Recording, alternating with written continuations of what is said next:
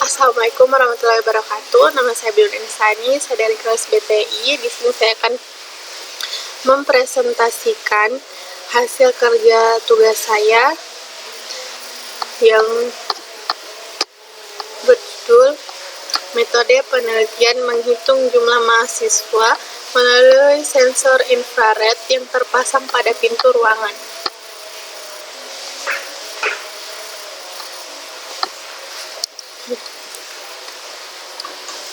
Latar belakang. Bab 1, latar belakang. Pusat keramaian terkhususnya tempat pembelajaran. Perpustakaan di mana tempat ini menjadi tempat bagi mahasiswa untuk melakukan kegiatan belajar. Mengakumulasi total mahasiswa yang harus ada di dalam ruangan dapat memberikan informasi kepada pengelola untuk mengoptimalkan tempat. Rumusan masalah. Berdasarkan latar belakang di atas, maka secara keseluruhan dapat dibuat rumusan masalah sebagai berikut. Bagaimana cara merancang rangkaian perangkat keras yang difungsikan sebagai penghitung pengunjung yang melewati pintu. Bagaimana tingkat akurasi alat dengan menggunakan metode Bayes pada penjumlahan pengunjung menggunakan inframerah. Bagaimana waktu performansi sistem klasifikasi penghitung jumlah orang melewati pintu menggunakan metode Bayes.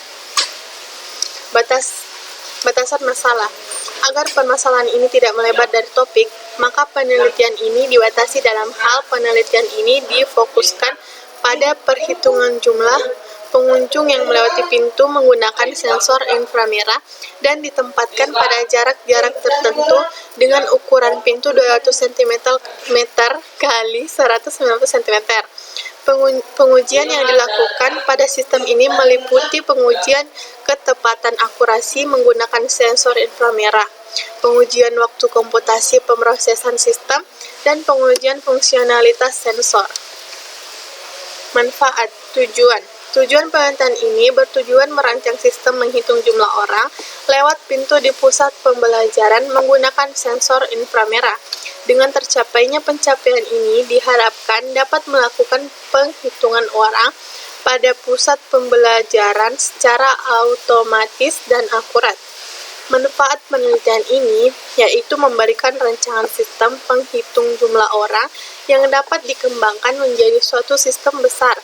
Hal ini bertujuan untuk pendataan sesuai dengan yang dibutuhkan oleh pihak pusat pembelajaran, sehingga implementasinya dapat sesuai dengan tujuan yang diharapkan, yaitu meminimalkan penumpukan mahasiswa dalam suatu ruangan, memberikan pengetahuan dan wawasan kepada pembaca terkait penggunaan mikrokontroler Arduino Uno, sensor infrared E18D80NK dengan metode klasifikasi Bayes yang diterapkan pada penelitian, dapat mengetahui banyaknya orang melewati pintu berdasarkan hasil input yang masuk pada setiap sensor menggunakan metode klasifikasi Bayes. Bab 2, karangan pemikiran. Penelitian ini kita menggunakan objek yaitu makhluk hidup atau lebih tepatnya manusia. Di sini kita menghitung jumlah orang yang lewat pada pintu yang sudah dipasangi sensor dalam suatu ruangan, sehingga kita dapat mengetahui jumlah orang dalam suatu ruangan apakah jumlahnya sudah mencapai kapasitas standar pembelajaran atau tidak, agar pada perkuliahan kita dapat mengetahui apakah kegiatan pembelajaran yang dilaksanakan dalam ruangan itu benar real terlaksana atau tidak. Definisi sistem pakar. Sistem pakar atau expert system adalah sistem yang berusaha mengadopsi pengetahuan manusia ke komputer agar komputer dapat menyelesaikan masalah seperti yang biasa dilakukan oleh para ahli. Dan sistem pakar yang baik dirancang agar dapat menyelesaikan suatu permasalahan tertentu dengan meniru kerja dari para ahli. Sistem pakar pertama kali dikembangkan oleh komunitas AI pada pertengahan tahun 1960. Sistem pakar yang muncul pertama kali adalah General Purpose Problem Solver atau GPS yang dikembangkan oleh Newell dan Simon. Turban 1995. Penelitian terkait Setelah dilakukan pengembalian data dan percobaan alat secara langsung, dapat diambil kesimpulan sebagai berikut. Pertama, sensor sentuh 1 dan 2 berlogikakan aktif high dan akan berlogikakan aktif high apabila nilai tegangannya bernilai 4,84 kurang sampai 4,85 VDC dan akan berlogikakan aktif low apabila tegangannya bernilai 0,32 VDC. Kedua, fotodioda akan membaca pengunjung jika nilai pengukuran terbaca 43 nV. Jika di ADC-kan, maka data ADC yang masuk ke Arduino adalah 9 bit, yang apabila dibinarkan menjadi 0000000101. Data akan disimpan pada counter plus sebagai penghitung jumlah pengunjung. Ketiga, fotodioda 2 akan membaca pengunjung jika nilai pengukuran terbaca 47 mV, yang apabila ADC maka data ADC yang masuk ke Arduino adalah 10 bit, yang apabila dibinarkan menjadi 0000001010. Data tersebut akan dimasukkan ke counter sebagai penghitung jumlah pengunjung yang keluar. Bab 3. Teknik pengumpulan data.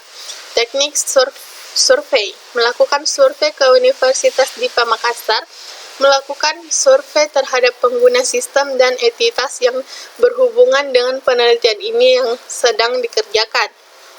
Teknik wawancara adalah suatu cara yang dilakukan untuk memperoleh jawaban atas pertanyaan yang berkaitan dengan masalah penelitian kepada bagian-bagian yang terkait di dalamnya. Dalam hal ini, menghitung jumlah mahasiswa dalam suatu ruangan yang sedang dilaksanakan proses ajar mengajar. Arsitektur perencanaan sistem. Device yang merupakan perangkat keras yang terdiri dari input sensor MLX 90614 dan sensor ultrasonik, mikrokontroler node MCU dengan modul Wi-Fi ESP8266, dan output yang terdiri dari LCD dan buzzer. Dari diagram skematik, sistem dapat dilihat device mempublish atau mengirim data ke broker MQTT, HiFi-MQ, dan load platform. Thingsboard menerima data dari broker MQTT dan juga terdapat web user interface dari data yang dikirim device. Pada protokol MQTT menggunakan metode komunikasi publish dan subscribe.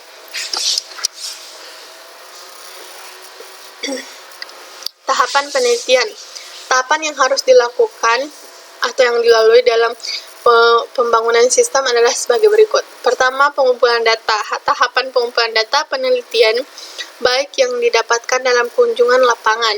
2. Analisis sistem adalah tahapan menganalisis kebutuhan sistem yang akan dibangun. Pada penelitian di Universitas Dipa Makassar ini, dibutuhkan sistem yang bagus dan dapat dengan mudah digunakan. Ketiga, pembuatan program. Pengkodean adalah implementasi model ke dalam bahasa pemrograman. Bahasa pemrograman berbasis web dengan PHP versi 7.1, database-nya adalah MySQL, Exam versi 3.2. Keempat, pengujian aplikasi. Pengujian perangkat lunak dilakukan setelah proses coding selesai untuk melakukan verifikasi dan validasi perangkat lunak pada sistem yang akan dibangun dan diuji menggunakan sistem pengujian black box. Begitu presentasi saya, lebih dan kurangnya mohon dimaafkan. Wassalamualaikum warahmatullahi wabarakatuh.